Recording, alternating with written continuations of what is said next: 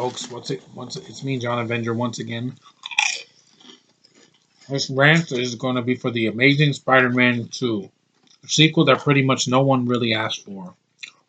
This is brought to you by Pringles, the original. It's going to nourish my body while I do this rant because I'm going to need it. Anyway, why did I see the sequel if I didn't even like the first one? Well, I knew this movie was going to suck from the moment I saw the trailers back in 2013. I said this movie is not going to be good. I said Electro looks like a freaking Sith Lord with the hoodie that he has in the middle of the film. I still didn't like Garfield. The special effects look like a video game, and that was just a couple of the problems I have with the film. And then, just like in the first one, when I saw the final film, I was bored out of my mind. The film starts out with the freaking parents from the first film, but they're recasted. At least I know the mom is recasted. And there's this fight. They have tried to upload this thing onto a computer, and then this guy attacks him, Peter's father, and then there's shaky cam like this, and you can't see what's going on.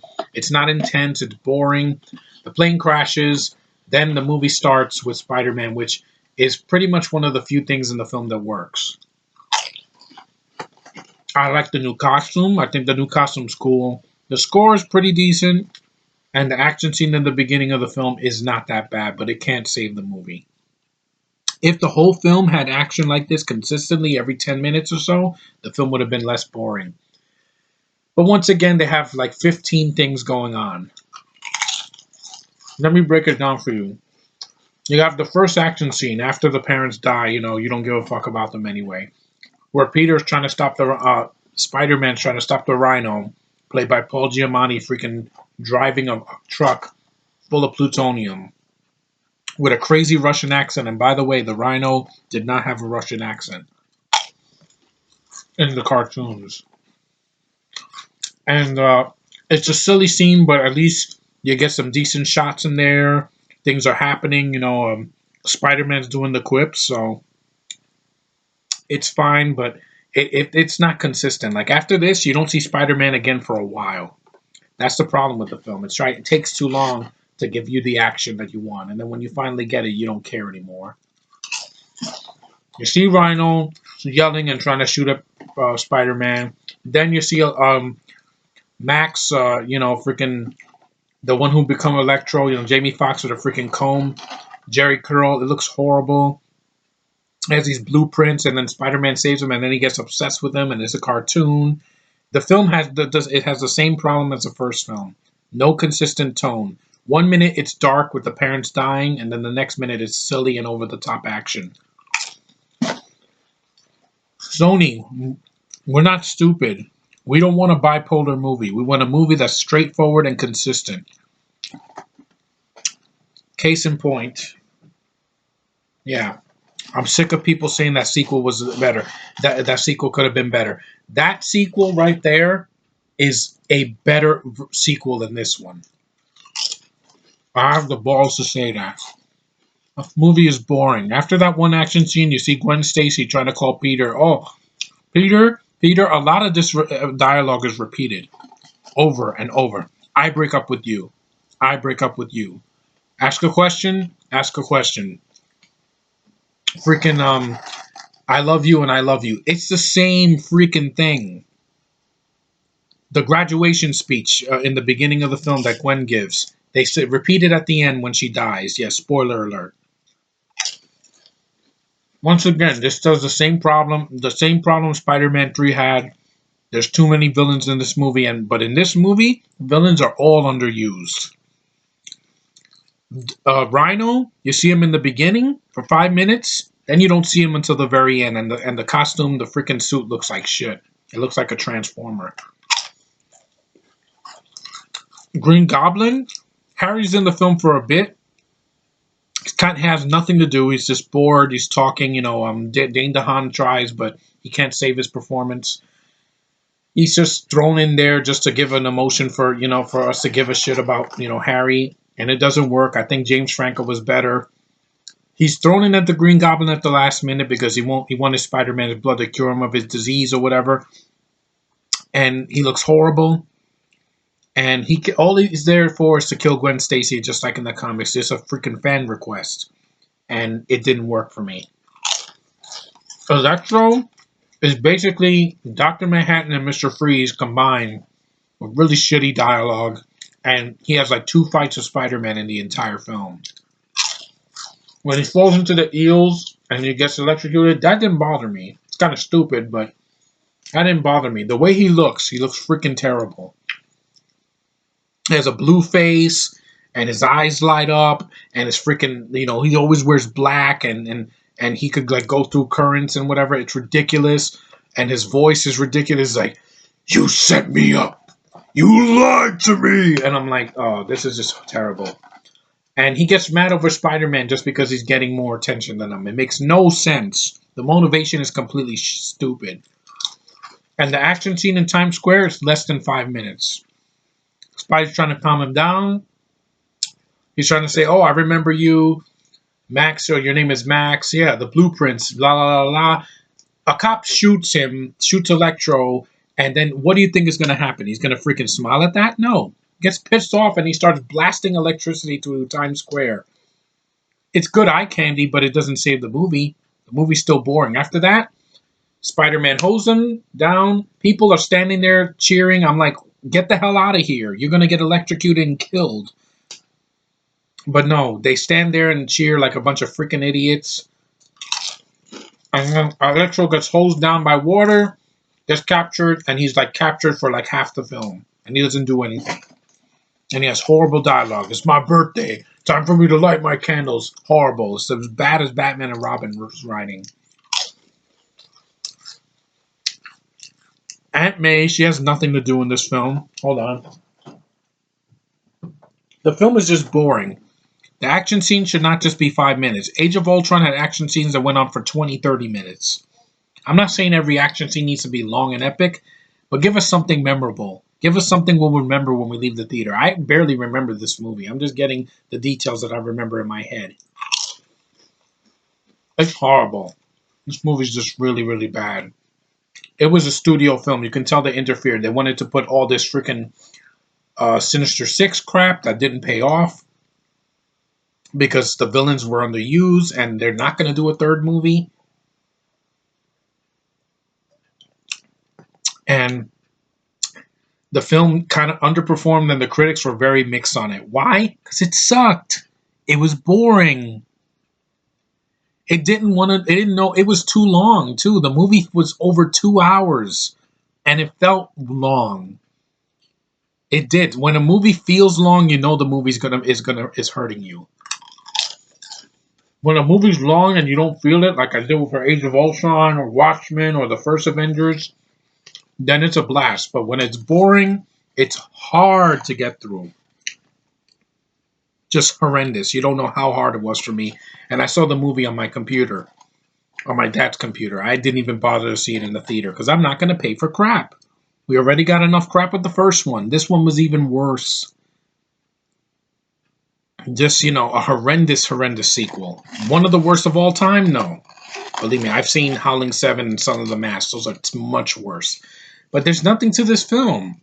Garfield doesn't save it. Peter's still a douchebag. He's still a prick lying to Aunt May about, oh, I was washing the American flag. I'm like, oh my God, kill me now. This is so freaking terrible.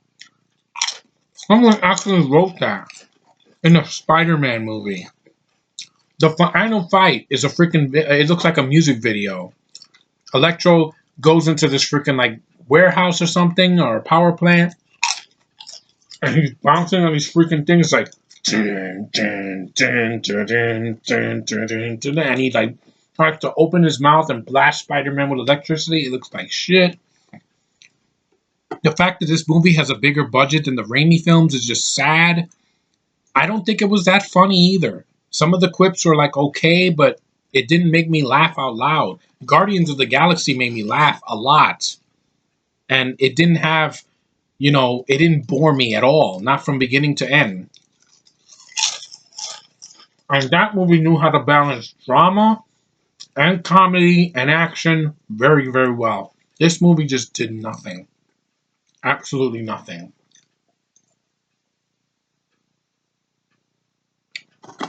Why do you think that Sony lost the rights and mostly and Marvel wants to put Spider-Man in a better movie in the Civil War?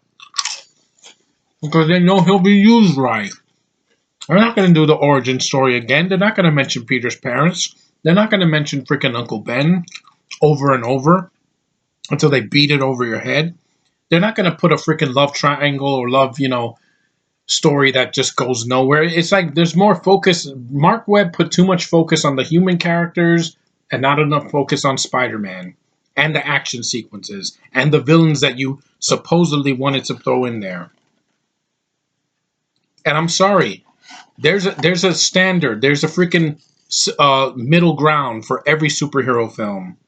You can put dark elements in a superhero film, but still make it entertaining. Look at what Captain America: The Winter Soldier did. This movie just does it all wrong. So I should be serious. When Gwen dies, it's supposed to be sad. I wasn't sad at all. I'm sad that Gwen will never see Emma Stone as Gwen Stacy again. But hey, she was one of the only good actresses in this film. Felicity Jones as Felicia, didn't give a fuck about her, and I'm not gonna care about her in Star Wars Rogue One. I'm sorry, I'm not into British actresses as much.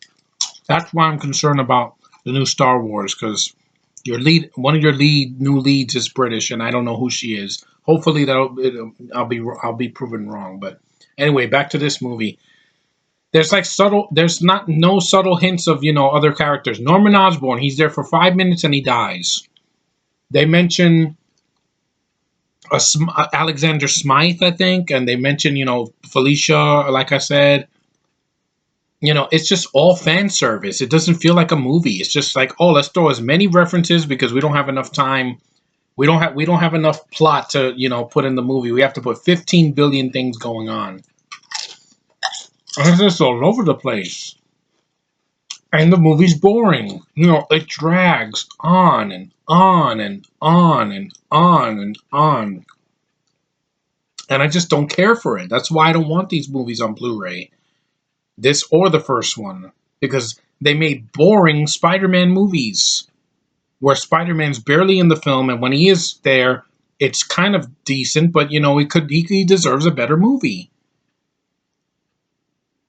And in Spider-Man 2, what that did better than this movie is that it had one villain and they stuck with him and they developed him right and he had a proper motivation.